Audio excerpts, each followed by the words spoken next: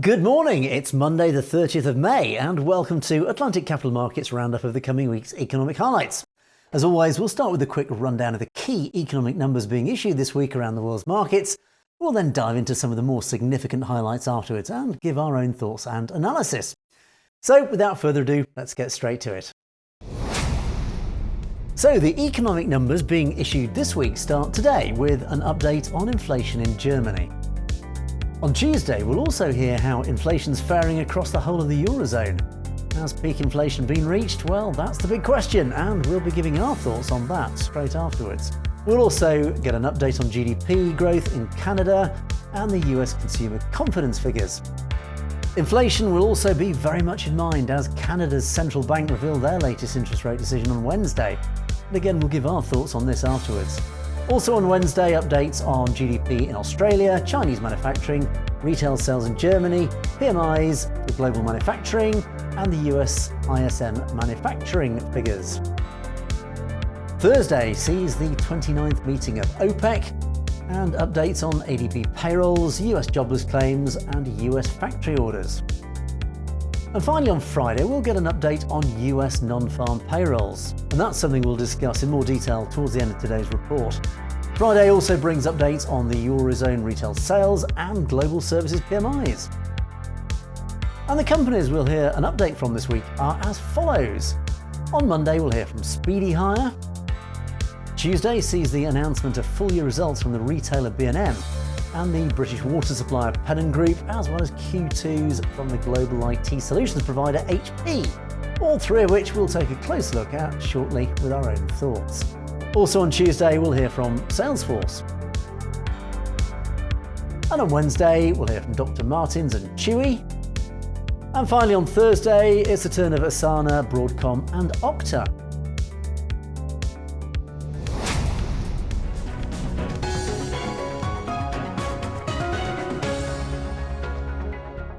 Well, inflation and interest rates have been critical themes for many weeks and will continue to be the driving force in the market this week as well. Last week, the Reserve Bank of New Zealand hiked rates by 50 basis points. This week, the focus is on the Bank of Canada. And inflation data from Europe is also due ahead of the key US non-farm payroll report. OPEC will announce its output plan for July at a time when supply remains tight. However, reports show that the group has no plans to raise output more than the planned 432,000 barrels per day. So with all that in mind, let's take a look at some of this week's key stories in detail. Tuesday brings an update on inflation in the Eurozone.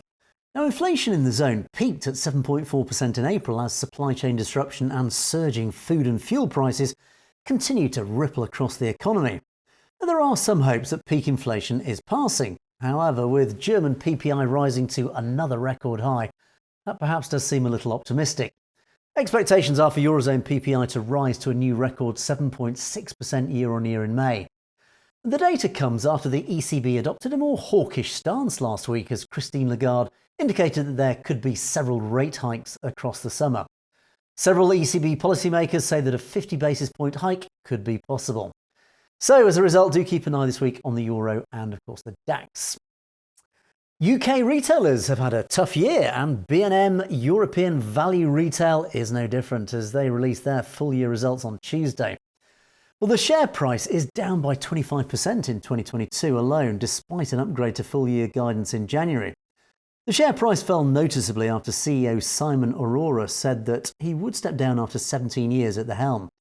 Revenue for the first 9 months of the fiscal year was £3.66 billion, modestly ahead of 2021. However, with growth in the UK stalling and the cost of living crisis escalating, concerns regarding the outlook could keep the share price under pressure. Tuesday also sees the release of full-year results from Pennon Group. Well, the UK water supplier has already provided some clues about what full-year results will look like, confirming that the core unit South West Water had performed as expected. The firm also said that the merger with Bristol Water was progressing well and is expected to bring synergies in the region of £20 million. More share buybacks are also likely. However, management has said that the pace of these buybacks is subject to a review of growth opportunities. Unlike its rival United Utilities, Pennon has inflation-linked debt, which could raise concerns as it did with United Utilities. The stock trades down 20% from its all-time high of 13.20 reached in August 2021. And finally, on Tuesday, IT solutions provider HP released their second quarter results. Now, HP has seen a surge in PC sales over the past couple of years, which helped the share price rise to a record high in April, when it was also revealed that Warren Buffett had taken a $4.2 billion stake in the business. When HP reports these earnings, the focus will be on whether it can maintain its full-year earnings guidance, given supply chain disruptions caused by lockdown restrictions in China and surging inflation, along with a possible slowdown in consumer spending, a combination of which could very well threaten that outlook. Wall Street is expecting a 1.6% year-on-year increase in revenue to $16.1 billion, which would mark the slowest growth in a year and a half, as it comes up against tough comparisons compared to the year before. Adjusted earnings per share expected to rise 13% to $1.05. Wednesday is interest rate decision day in Canada. Well, the Bank of Canada hiked interest rates by 50 basis points in the April meeting, taking the headline interest rate to 1%. The central bank also announced it would stop purchasing government bonds on the 25th of April to reduce its balance sheet as it attempts to rein in inflation. Consumer prices rose to 6.8%, a 31-year high in April. With unemployment falling to 5.2%, the bank could look to raise interest rates by a further 50 basis points in the June meeting. The short-term interest rate markets, the STIR, are currently pricing in a 100% probability of a 50 basis point rate hike. If the Bank of Canada fails to deliver, the Canadian dollar could then of course fall. So obviously do keep an eye on the Canadian dollar. It's US non-farm payroll day on Friday, and the US jobs market added 428,000 new payrolls in April, well ahead of forecasts and matching the downwardly revised figure for March. Job creation has remained very strong in the first 3 months of the year, even as the economy contracted by 1.5% annualised.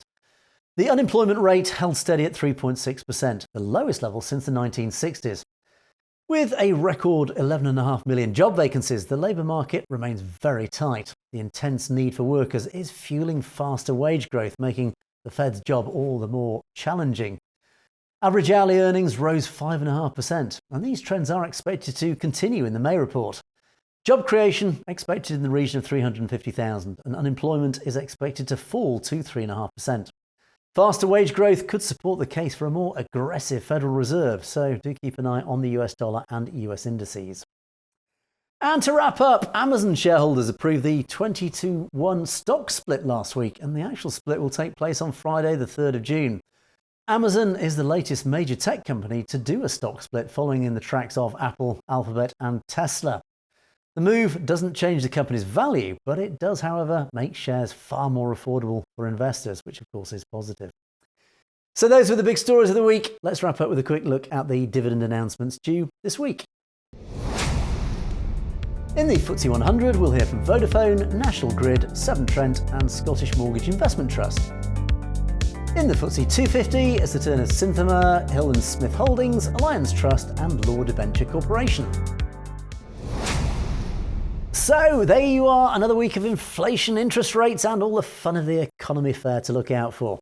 As always, thanks so much for watching, and don't forget to click on that subscribe button to make sure you don't miss out on our regular financial updates with our expert market analysis and opinions. Also, if you haven't tried it already, why not download our app to your phone or tablet if you want to keep updated on the latest financial news, as well as our award-winning trading signals. So until next time, from all of us here at Atlantic Capital Markets, have yourself a great week.